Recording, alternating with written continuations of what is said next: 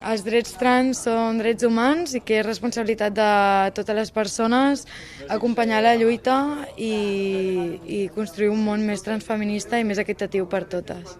Este és el clam que es va poder escoltar divendres a la conferència LGTBIQ+, organitzada pel col·lectiu LGTB Ebre.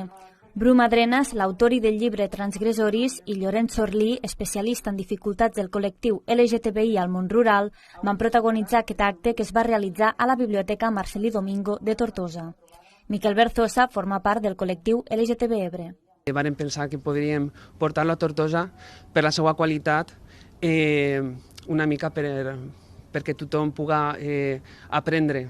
En primer lloc, visibilització, perquè parlaran d'una part de la minoria dins de la minoria del col·lectiu, que són les persones no binàries. Durant l'acte, Madrenas i Sorlí van explicar conceptes bàsics del món LGTBIQ+, i els seus projectes individuals. Bru Madrenas va escriure un llibre a partir de la seva experiència com a persona trans i no binària. L'obra també compta amb el testimoni d'altres persones amb la mateixa identitat de gènere. He escrit un llibre que es diu Transgressoris, que va sortir publicat a l'abril, que és un llibre col·laboratiu d'identitats no binàries i trans. I una mica és com un manual bàsic perquè tothom ho pugui entendre, què és la nostra identitat, com acompanyar-la, com ser més respectuoses, que no volia com ser l'únic representant del llibre.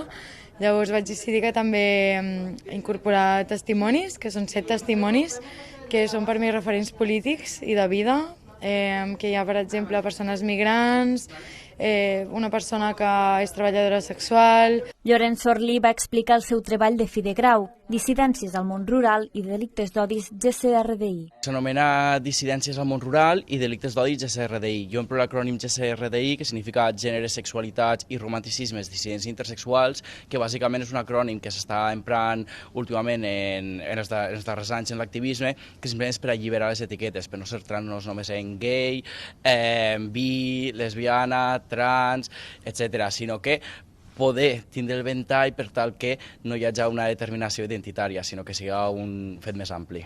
La jornada va finalitzar amb un torn de preguntes i un fòrum obert al públic.